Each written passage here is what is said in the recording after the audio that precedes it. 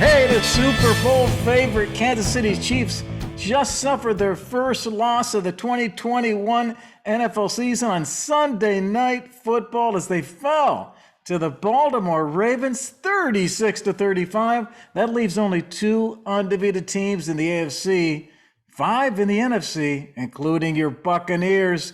Time is standing still. Did you hear it? Who can stop Brady and Gronk? Welcome to the September 21st Father, Son, and Holy Sport weekly podcast. I'm G-Man from Columbus, Ohio.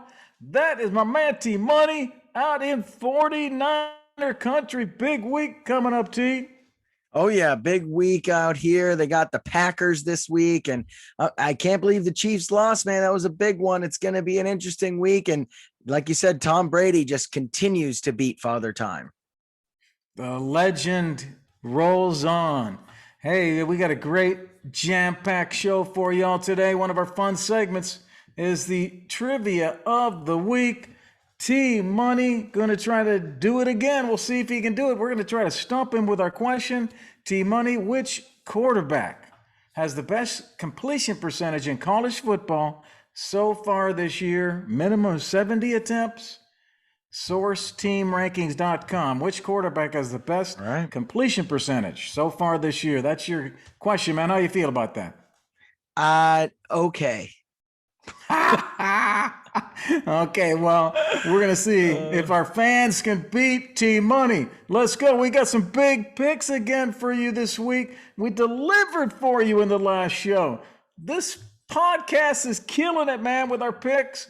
We got it for you again. And all you fantasy managers, we have a new special 15-minute fantasy football show that launched. Look for it on all of our sites. We're going to help you win your fantasy league.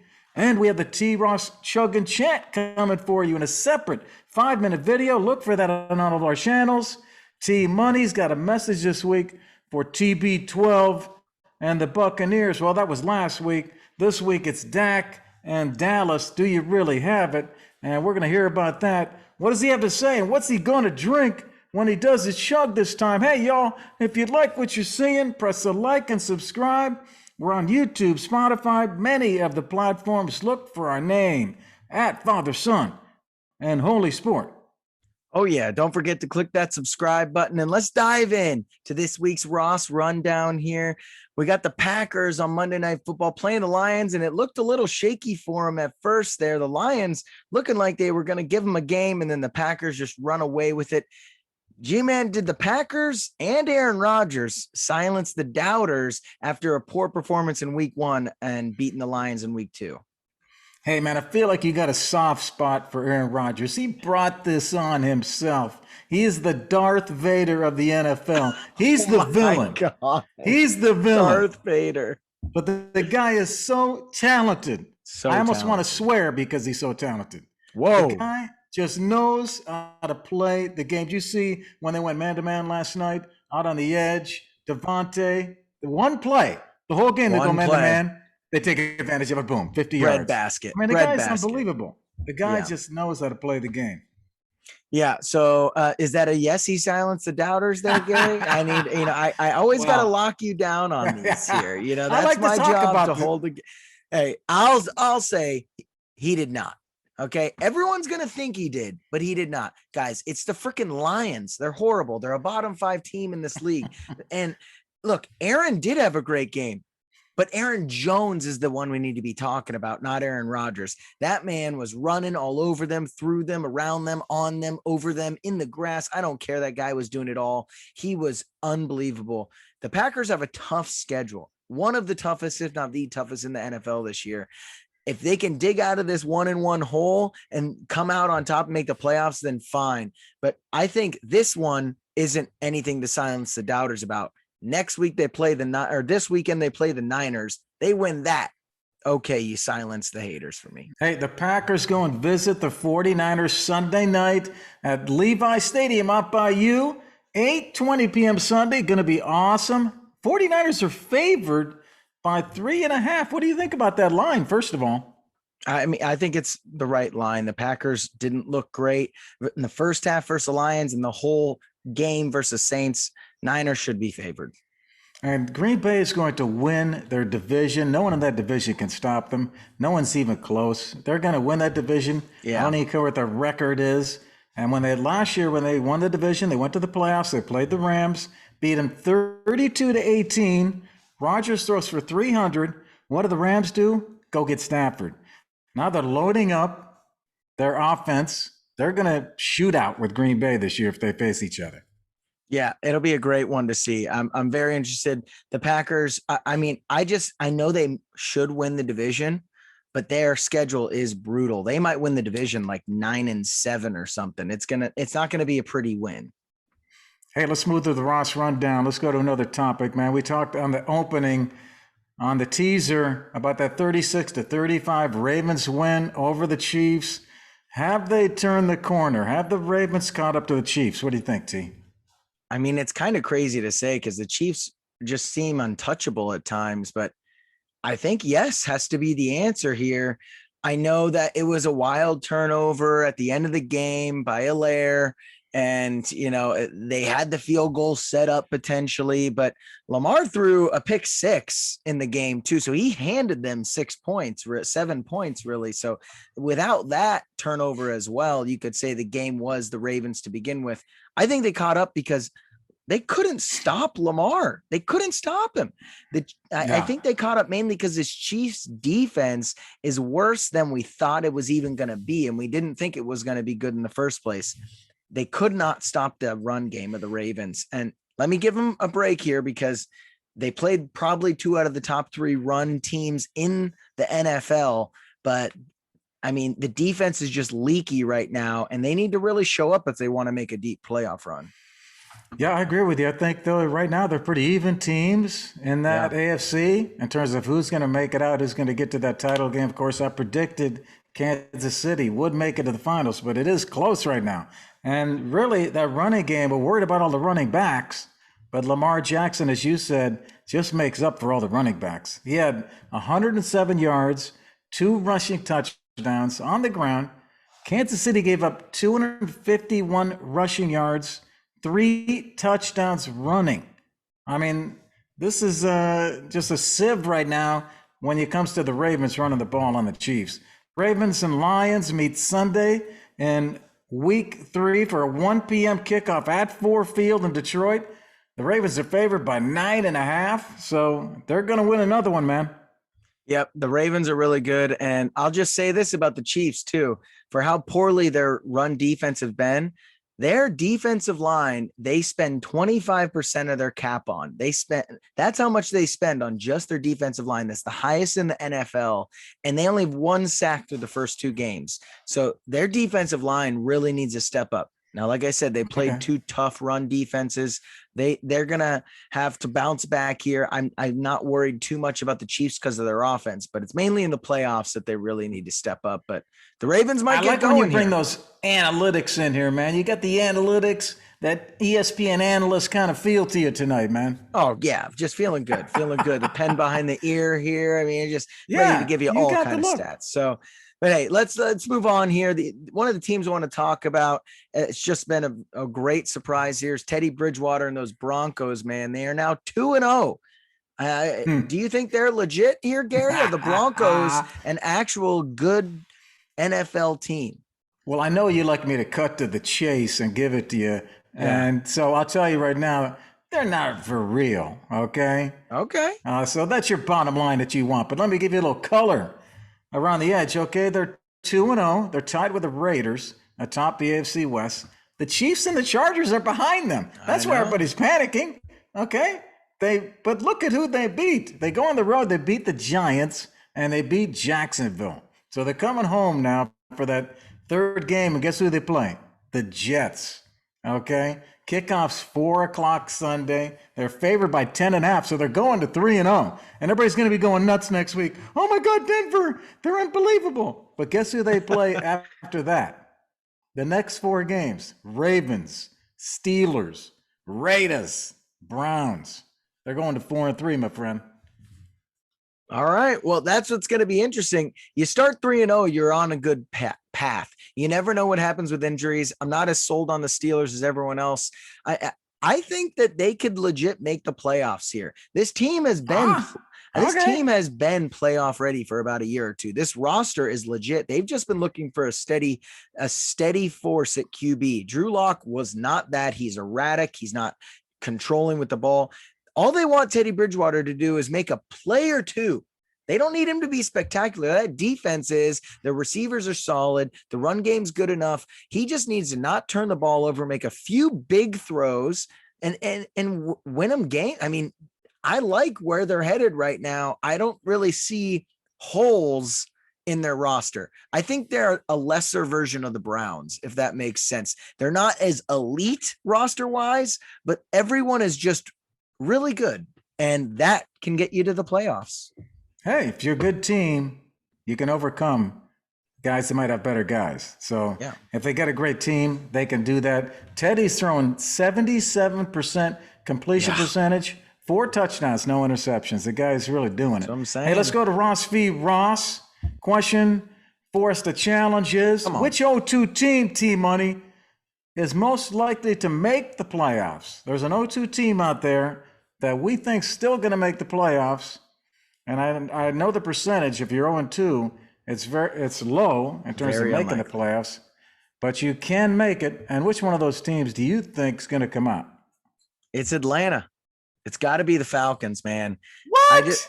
It's crazy. I know everyone's going to say they've gotten blown out twice here by the Eagles, then the Saints. Let me just run through their next 10 or so games. You're off on this, my man. Giants. Washington football I love team. you, but you can't get this one. No way. Hey, just wait. Just wait. When I list off their next 9 games, you're going to be like, okay, how are they not? They play the Giants, who are horrible. Washington football team, who knows what they're going to show up as. The Jets win. Dolphin, Tua's out, win. Panthers can't score more than 20 points. Their defense is okay. The Saints don't look good anymore. The Cowboys, their defense is horrible. The Patriots, I'll give them a loss there maybe. Then they play the Jags. I mean, they could easily be 6-5, 7-4 through 11 weeks. 7-4 does not sound crazy through 11 weeks there. Their schedule is set up. Their offense sort of came alive in the second half versus the Bucks. I mean, watch out that it's just because their schedule is so easy the next 9 games. They only have like 2 teams that might make the playoffs. Okay, let's just for all the fans out there, the NFC South has Tampa, Carolina, the Saints, and the Falcons. Now, do you think they're going to win that division? It doesn't matter. They can. Well, it's a big difference. They can still get they're going to make the wild card then. Okay. Yeah. Well, they're going to need like 10 wins to probably do that. At least you 9. said they're going to be 7-4 after 11 weeks. There's 6 weeks left. So you think they're going to be a wild card coming out of that NFC South? I think they're most likely to be one of the 0-2 teams to make the playoffs, Gary. If you're going to ask me a question, I'm going to give you the right goddamn answer. Oh, my Lord. That's a little strong. But let me give you my answer, okay?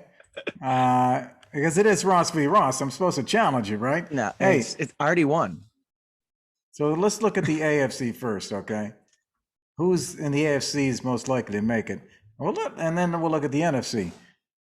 Okay, those 0-2 teams in the AFC, I think the best one out of that group is the Colts. I mean, it's not the Jags, it's not the Jets. So it's the Colts in the AFC. And I told you all Wentz was not the answer. I told you that when they brought him over, when they announced they were bringing him over. I told you he was not the answer. But I think they still are going to make the playoffs. Wow. They're the ones who are going to get in. The Colts come through out of the AFC 0-2 and make the playoffs. Who did I consider in the NFC? My number one choice, if I had to pick someone from the NFC, which is a lot tougher division, at least at this point, my number one in the NFC would be the Giants because they could win that division. Danny is running well. Run, Danny, run. And they could win that division. And that's why I think they could be the one to get in. Because if you can't win your division, you got to win games. So I think the Colts are the one, 0-2, that comes out. I don't mind the Colts there. I just think Tennessee just looked so dominant this week. I don't see the Colts giving them a run for their money. Especially Wentz potentially out a game or two here. Those are automatic losses because Jacob Eason is a horrible backup. So I don't know. I just don't see Carson Wentz staying healthy. And that's key when you're looking at a quarterback position. So give me the Falcons. The Colts aren't going anywhere. I don't think there's going to be a drop off from Wentz to Eason. I think Eason's going to be fine. He'll plug in. Wentz has not been that great, and Eason will be just the same way. I think they still perform. Look at this guy behind me. They need to give JT the ball. Give JT the rock, man. Hand the ball off to him. Throw the ball. Open up the passing game. Get the passing game going. Throw it to JT. Throw it down the field.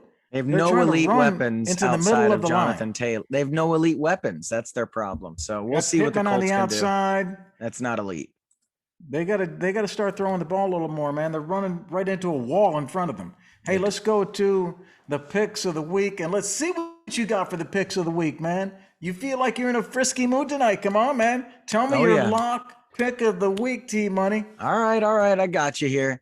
It's got to be Washington football team +9 here. They're getting 9 points. 9 points in an NFL playoff game. They just won a game, and it was Thursday night, which means they have an extra 3 days to rest and prepare for this game over the Bills here. I know the Bills just crushed the Dolphins, but I make more of that. The Dolphins just not playing well, Tua being mediocre even when he's good, than the Bills doing something special. I like Washington football team to maybe even win this game. It's not my dog lock, but damn, 9 points is so much. Taylor Heineke's a playmaker. They're a scrappy team. That defense might be the best defensive line in football. They're going to keep it close at least and maybe even win this. Okay. I don't mind that pick. I kind of like that pick. That makes a lot of sense. You're not going to like my pick of the week because I know how you feel about this game. Okay, because we talked about it. But my lock pick of the week is the Dallas Cowboys at home versus Philly. They're favored by 4.5. This should be a high-scoring game. The over-under is 51. It's a Monday night game, man. This is going to be crazy Monday night. Philly and Dallas, they hate each other. Yeah. But here's my stats, man. The favorite in this game, who is Dallas, the favorite is 8-3 against the spread. And over the last 11 Philadelphia games, that's 8-3 against the spread. So the home team has won.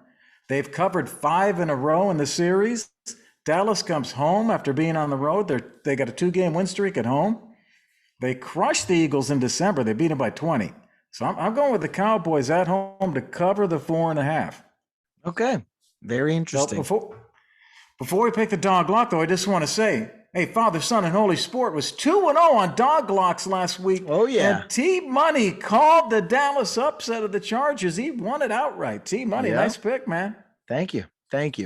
Well, that's a great transition into my dog lock this week. Not only because I picked the Cowboys last week and you picked the Cowboys this week, because I'm picking against the Cowboys this week in my dog lock. The Eagles +7, and they're going to win. That's what the dog lock means here, Gary. They're going to win. Not that they're covering here, but they're going to win. I don't know what your dog lock means. You twist your words so that you count. I don't know how it works. You get three picks and you get to do whatever you want. It's fine. I know how the moderators work here, but Cowboys are a fluke. Okay. I got lucky in this game versus Chargers. I'm officially off the Cowboys. Dak had 230 yards and a pick with no touchdowns. Zeke and Amari were no shows. Eagles are a good team. Jalen Hurts is going to run all over these guys. They're going to keep it close. Eagles win this thing outright. Give me the 4 points and the win. Hey, all right, man. We're gonna see who's gonna come out here. All of our fans are wondering what's gonna happen here because I don't know if we've ever been up against each other like that before. Oh man! But I'm gonna give you another dog lock, all you fans out there. I'm gonna go with someone you're not gonna expect this. But the Colts travel to Tennessee. The over/under is 50, high-scoring game.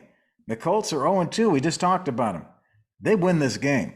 The Indianapolis Colts go to Tennessee, shock the world. Why did they do that? Because they're not going to let themselves get to 0-3. They're going to be desperate, and they're going to open this thing up and start passing the ball to JT and the receivers. I don't care if it's Eason or Wentz. It doesn't matter. The Colts come in and shock it and prevent themselves from going 0-3. That's the big motivation. Man. G-Man trying to double down on his 0-2 playoff push here. Hey, do you see my background here? All right, let's see, baby. Tennessee's looking good. Derrick Henry just had, I think, 3,000 yards in last week's game. So let's see if the Colts could stop him. Yeah, he's a big dude. Hey, let's go to the Woundwise trivia of the week. Today's sponsor, Woundwise, is a patented mobile imaging and analytics software app that is used by leading physicians and nurses caring for people with chronic wounds. Just download the app from the App Store and you're ready to go. Learn more at woundwiseiq.com. All right, let's go to the question of the week. And which quarterback has the best completion percentage, T-Money, in college football? Minimum 70 attempts, man. Who do you think it is so far in this really young college football season? I'm going Matt Corral of Ole Miss. Yeah, okay. There's been a lot of talk about Matt Corral of Ole Miss. I can see why you picked him. And he's not in my top 10. I got the top 10 here listed. Man. I got the top 10 listed here. So he's Mississippi, right? So this is the number one guy is actually his big rival. One of the big rivals. At Mississippi State. Mississippi State. Guy by the name of Will Rogers. You all probably don't know Will Rogers. Right. Will Rogers. Mississippi State quarterback, 74.8% completion percentage. He's had 3 games. He's thrown the ball 163 times. So this guy's had more throws than anybody else. Can you imagine 163 throws, T-Money, in 3 games? How many is that? I mean, that's hurting just listening to that. Unbelievable amount of throws. 50 a game. And he's throwing at 74.8%. So that's a Mike big, Leach. That's a big pool there to look from. Guess who's right behind him, man? One of your favorite guys for the Heisman. Bryce Young. Spencer Rattler. Yep, he was my Heisman pick before the season. He's 74. Not played well, though. He's not played great. Well, he's got 74.7% completion percentage. Will Rogers, 74.8%. So they're 1-2 right now in terms of completion percentage. Let's see if they can keep it up. Let's see if they can keep it up. And got some big games this weekend. Looking forward to see some college football. Mississippi State is 2-1 this year. They open up SEC play this weekend. Playing LSU this weekend, 12 o'clock Saturday, high noon. LSU favored by 2.5. And Will Rogers to lead them to victory and upset LSU. Going to be interesting to see. LSU also has a gunslinger, so it's going to be a wide open game with the two of them. Let's move on. Yeah, go ahead. Hey, that's it for the show. That's it for the show today. We hope you love the show. You know that we love you. And if you do love us, press the like and subscribe. Look for us on all the platforms at Father, Son, and Holy Sport. Thank you to Woundwise IQ for sponsoring our trivia of the week. If you're interested in being a sponsor or a guest on the show, let us know. All right, next week we'll set you up for week 4 of the NFL season. Enjoy the weekend, T-Money. All right, G-Man, enjoy the weekend and another round of great football. Let's see if these Chiefs can get back on track and if Tom Brady not only continues to beat the NFL, but also Father Time. Let's go Colts. Let's go Colts.